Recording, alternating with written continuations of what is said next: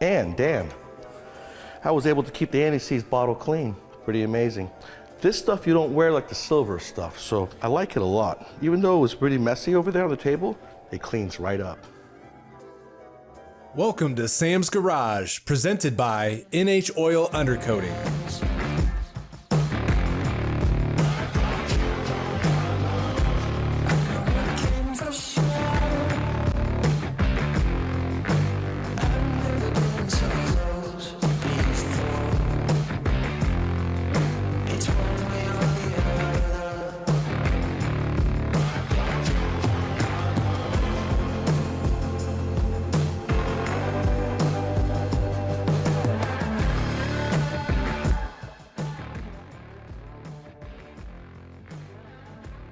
This week on Sam's Garage, the Great Race kicks off in St. Paul, Minnesota. 135 classics, hidden checkpoints, and 9 days of grit and friendship on the road to South Carolina. Then we head to Southfield Classics for a deep dive into wiring the heart of an electric truck. Finally, Sam tackles a 66 Corvette for some classic steering and suspension maintenance.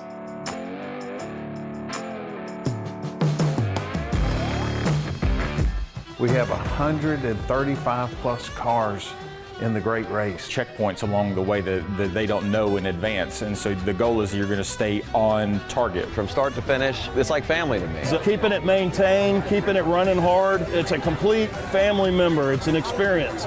All the workers, all the towns that have been welcoming us. Winning an ace in the Great Race is just, it's one of the things that just lifts you up. Were we on time and everybody else was wrong? Were they on time and we were wrong? I guess we'll find out tonight. From St. Paul to the Carolinas, 135 vintage machines chase the clock on the open road. I sold my car about a year ago, and Randy Cohen had purchased that car, and I've talked to him several times. But my dad and uncle had a dealership, Nagy Olds in Myersdale, and my dad had purchased that car for my mom, and it's been in our family 53 years. So I surprised Randy and come down to see it. So it was very, very nice to see the car for the last time, and well, hopefully not the last time, but yeah, it was very, very nice. We text messaged each other a couple of times, and it was like I said, a last minute decision to come down to see it. Like I said, it sat in our garage for 53 years. It's hard to see it again and see it drive away. Yeah, because I ran it through high school up through my senior year till I joined the military. Then it went back in the garage and it only got out once in a while. And my middle daughter used it to get married in. That was really the last time it was out for a good trip. Well, it felt good, but Randy said if he does it next year, his brother said maybe he might not be the navigator. And I said, well, put me in that seat. I might take that seat if you do it again next year. And he said he'd let me know. Now, like he said they haven't got lost yet. And as long as they finish the race, that's what they're happy with. That would be good for the first time. My dad collected antique cars, so he has a poster in the garage. I think it was 1986. I think it went through Bedford, Pennsylvania, and Dad had a 37 Ford, and he ran down to see him go through. Our day's been spot on today. All you got to remember, 0 to 40, 7 seconds. That's what I use. Not and that's 12. An easy. Not 12, that's an easy roll. So right. No, he's been really good so far. Like I said, the navigators and the drivers are really frustrated at each other. You can see it by their body language. Yeah. And so far, we're doing a good job. The good thing is that we laugh about it, we smile. We've been in the car with each other for 12 days, 2,300 miles. And if we can do it, you guys can do it. Yeah, we just have a wonderful time together. Well, Pat came to see me at my shop, was looking for parts and information on his transmission. I fixed the transmission for him. He was so happy with it. I wanted to put advertising on his truck, and he said, well, why don't you just come with us? You could drive the chase truck, and then if we got other problems, you could help out. He talked me into it. I said, okay, I didn't know if I'd like it or not, but it's been a lot of fun, We've had a great time. Yeah. Well, Brian and I own the transmission shop together, and I met Pat there. And when he invited Brian, he said I was welcome to come. So last year I flew to New York and met them about halfway through the Great Race. And this year I've been on it the whole time. Just a little bit of work in the parking lot. Yeah, not really had any problems, just some service work, but it's been running good. I just drove this car from South Florida all the way up to St. Paul and back. Now here, the race has been great, the car's been running good, but unfortunately, yesterday at the finish line, the air conditioning unit went out, and I was able to diagnose the issue. Cannot get the part because it's 20 years old. Hopefully the manufacturer, Vintage Air, will be able to send me a part. If not, I'll make one. And we're having a great time. We're enjoying ourselves. This is our 13th year doing this. We're having a great time. We love the camaraderie and the friends that we keep seeing every year. We're happy that it's almost over, but we have a lot of mixed emotions. We're ready for the next year.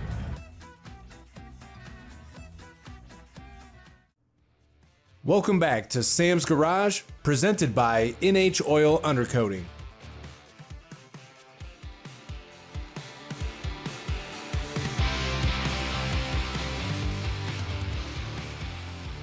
A family-run business and a family of racers, Team Sharp hits the road in their 1916 Hudson. From rain to road mazes, it's teamwork, precision, and pure racing passion all the way to the finish line. Family run and operated business for 33 years. We supply the automotive industry with fasteners, chemicals, and shop supplies, and we focus on American-made products with quality service and quality products. I grew up in the business my whole life. I've done everything from clean the bathrooms to working in the warehouse to picking and packing orders to out on the road selling. And now I have my fiance coming on board as well. We're ready to take the family business to the next level. We're sponsoring Team Sharp. They're out of Freeport, New York. They're running a 1916 Hudson Hill Climber. The previous champions. They won last year's race and the previous year. Howard, the dad, wasn't able to participate in the race this year. His daughter-in-law, Dana, stepped in to take his place as the driver. And she's been working with Doug, and the two of them are heading up Team Sharp this year. They sent us into what they call a maze, which is where they have the cars go on the same route multiple times. This was the worst one that most everybody on the race has been through. Yeah. We saw the same car 3 or 4 different times, the same roads 2 or 3 different times, and there were 2 or 3 different roads that we went back and forth on. So I'm real sure he got tired of me because we'd be going down, and we were about, what, were we 36 today? Yeah, car number 39. 39, okay. Yeah. So we're going down the roads, and I'm like, hey man, I don't remember seeing any of the race cars when we were coming this way, because we passed probably 10 race cars every turn we took. And luckily we didn't get caught up by any of them. The only issue we had today was the rain, really. There were a couple of times where we came up on cars that were a little bit off, and we were right on their bumper, 3 seconds behind them, and that's close for the race. Yeah. You don't want to be that close. Luckily, we were all going in different directions, though. They would turn, and we would keep going. So today was stage 8. On the last, on stage 8 and stage 9, last 2 days, you can't throw out any of your legs. So if you have a bad leg today, it stays. So we were happy when we saw our score. 23 seconds roll with one leg was a 16. So if we would have thrown that out, it would have been great. But this has been an excellent day. We had a great lunch up in Galax, Virginia. That little town community there in Appalachia came out to host the cars, and it was absolutely incredible. Just beautiful rolling streets with mature trees. But we got out here tonight. We've had a little sprinkle or two, but overall this has been a fantastic day. This community really showed out as well, so we are just thrilled to be in the great state of North Carolina. Town of Mooresville is Race City, USA. This is probably one of the greatest towns to live in if you're a car guy. If you like cars, come to Mooresville. We've got a show every second Sunday, I believe, of the month here. We also got a car group that meets every Wednesday, and literally there's a car show every week, every day of the week in Mooresville, North Carolina. So, but there's a lot of other history here as far as NASCAR goes as well. So, and that's why we love living here. It's one of our best days. This day. One of our best days. And wait till you hear the story. It's a story for sure. It's a story. It started with a chipped tooth and Galax for this guy. Yeah. And then it went uphill from there. Good run today, guys. Great run. Last day, one of our best days on one of the toughest parts. There was a family of people in front of their house at the front yard, and we had missed to turn around and go back. I went around a racer at 90 in front of the house where the people were cheering right in front of 2 cars that were coming this way, which were our cars.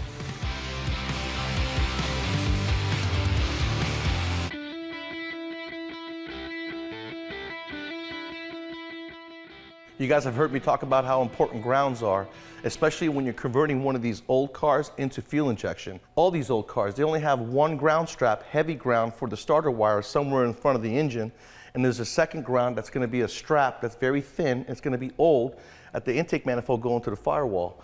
Well, when you're doing fuel injection, most cases you're going to take the intake manifold off, go ahead and replace that ground because it's old. And the ground up front that's going to be for the starter is not enough. You got to add 2 grounds. So you're going to add 1 ground to the intake manifold or the cylinder head to the firewall, making sure you scratch the surface and you have good integrity on both sides.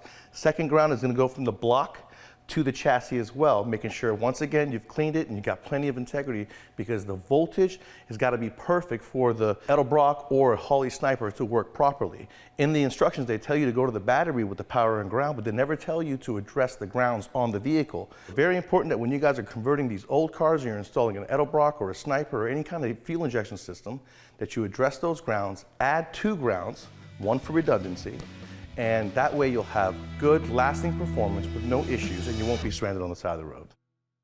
Welcome back to more Sam's Garage, presented by NHOU.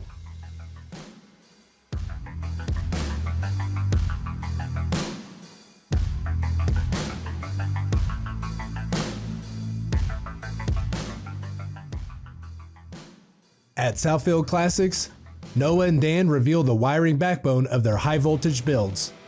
Streamlined harnesses designed for safety, serviceability, and performance. All right, we're back here at Southfield Classics. I'm here with Noah and Dan, and below us, we've got the complete wire harness for the 12-volt side, right now? Yes, it is. It is actually the complete 12-volt harness that controls a lot of the components that are in this battery system. You know, that's not bad when you think about it. When you think about how much wiring goes into a modern car, this, as much as it controls, it's not too scary. It's not too scary for some people, but for a lot of people, they look at it and go, it's a nightmare. But we have pretty detailed diagrams of how everything runs, where it's supposed to run to, and we're able to run our connectors, pin them out ourselves to get the correct lengths. So you're doing all this in-house? Yes, a lot of it's going to be in-house right now, and then eventually we'll get to a point where it just come to us pre-laid out, pre-loomed. So what does this actually connect to and control? Everything from the control systems for the high voltage, you know, for the junction boxes, to the AC, every single configuration that has to be operated by the ECU or can be controlled by the ECU. The CAN bus, all the accessories, all the low voltage system. Correct. It's what turns on the high voltage system. Correct. Every high voltage vehicle out there has this system in it, and that's what's actually failing in the manufactured cars that are coming from the dealers. Yeah, that's why we're trying to make sure that we take and troubleshoot all the problems that we have before we put it in. So which vehicle would this be for? This will be for the white truck that we are currently working on right now, so we can finish here in a short period of time. Let's say this GT, would it be more or less wires in the sense of a GT, you think? I guess it could be probably almost about the same. We try to simplify a lot of these things to where it's easier for us to install and for whoever technician to diagnose down the road if it has to be, can be diagnosed a lot easier. That's the main thing, is to make these vehicles serviceable. Correct, and that was our main objective when we started all this. Is, you know, we were all I was a former technician and everything. We wanted to make sure that we were easy to service, that easy to trace if there was any wiring issues. And you guys try your best. Now, we all build cars out there. When we're building the car, you think you have everything laid out, but then you're like, man, I need this one wire for accessory. I need this one wire for this relay. You guys have already thought of all that so that you don't have any extras? If we eliminate components, so basically when we build the truck and we decide, hey, we don't want the ambient lighting set up, then that is already built into the harness. We just loom it up and take it out. Do you leave anything for a future accessory add-on? It'll have an accessory add-on capability. In other words, it's got a loom on its own that's just for accessories. Perfect. If somebody wanted to upgrade, say, their stereo or something like that. You got accessory, you got ignition switch on, all that good stuff. Yep. How long does it take to create this harness in-house? This harness, and only the main reason for particularly why this one took so long, it should only take maybe a day, day and a half. But this one took a couple days because there was a lot of ways that we wanted to go over a couple things. And they're not very big. They're just little things that we want to correct and make sure we get right this time around. You know? We're also documenting all of our harness locations and routing and all that as we're going through this process. So we've built 3 or 4 trucks now, but this is basically finalizing that actual harness of what it's going to look like, what it's going to be. Well, there you go, guys. This is the 12-volt system of the heart of these high-voltage vehicles you're going to see here at Southfield Classics. This is very cool. As you can see, it's high quality. It's going to last you a long time, and that's what you need when you got a manufactured vehicle. Check us out next time. We'll be showing you further process of the white truck getting put back together.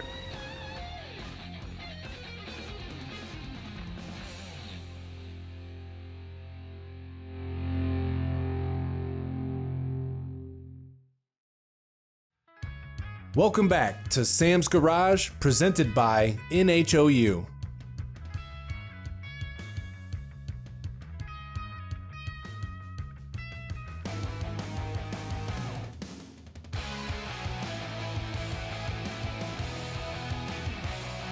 Sam rebuilds a 66 Corvette steering and suspension, teaching the finer points of tie rod setup, greasing, and radiator upgrades that keep Classics road ready. She's got her gloves on, so I'm going to go ahead and have her do the suspension upgrade. It's not really an upgrade, it's really just a rebuild, right? We're going to do the steering components, which is the tie rods, inner and outer, the sleeves, everything you do to adjust the steering. And then we'll put it back together, we'll paint everything, and it'll look brand new again. You ready to get dirty? I'm ready. You look excited. Yeah, I love old suspension. All right, so when you look under here and you see the whole suspension, you can see it's got old school power steering. The return line going to the pump is completely pinched, which could have caused all the leakage on the highest pressure side. So we're going to address that also. Today what we're going to do is remove and replace the tie rod ends, the inner, the outer on both sides, along with the adjustment sleeve, making it all new. That way when it goes to the alignment shop, it'll be very easily adjusted. What we got here is this nut is spinning with the joint, okay? No matter what I do, I can't get it. So I gotta stop the joint from turning. We don't care about the ball joints or the rubber because we're replacing them. So this is where a pitchfork is okay to use. This is gonna be really nice once we put the engine in it, the cold case radiator, along with the rest of the suspension with the shocks and the bushings for the rear suspension. It'll be solid again. And when John's turning the wheel, it'll be very reactive, which is what we want. Okay. So now what we're gonna do is roll this over here. And what we wanna do is that's the passenger, that's the driver, okay? We got new sleeves here and new joints. They're the same on either side. We wanna make this assembly the same length. Let's take this here. There is a left and a right thread. So we're gonna put this in here, okay? We wanna come over on the other side, take another one. And what you wanna do is when you're adjusting this, you want equal threads on both sides.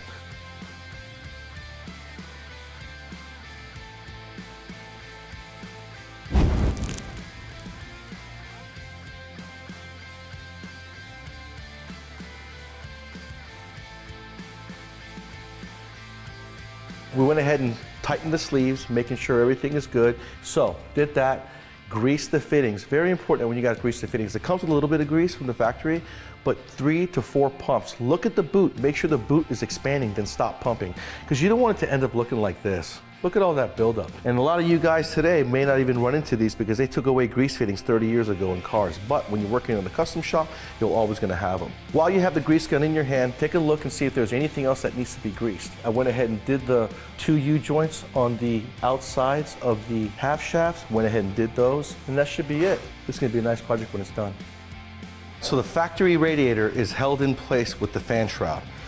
The cold case radiator goes in place, and I like to use the aluminum fan shroud that's with it because the factory one has 2 tabs missing from it. So I need to figure out a mounting point. I've got my Rogo fastener zip tie holding it in place right now. And you know, I kind of like it. I should just double it up, save me a bunch of time and the customer money, but I'm not gonna do that. Also, when I put the vintage air in, that fan shroud and that big fan is gonna do a lot for the cooling aspect of the condenser. All right, we got John taken care of as far as a little bit of maintenance goes. Got the steering taken care of. Next, we're gonna do the suspension, and hopefully one day next year, they'll see it completed. But unfortunately, you don't wanna see me putting the engine in and out of this thing. This is pretty cool, the 66 Corvette, 327. If you guys need to do any kind of maintenance like this, don't forget Summit Racing not only sells performance products, but they also sell maintenance products and name brands as well. So go to Summit Racing and take care of your ride. Be sure to check out Sam's Garage on these other media platforms. Send us questions and feedback to info@samsgaragetv.com. From cross-country rallies to shop-built EVs and Corvette restorations, This week proved that every bolt and every mile tells a story. Join us next time on Sam's Garage, where every project drives passion forward.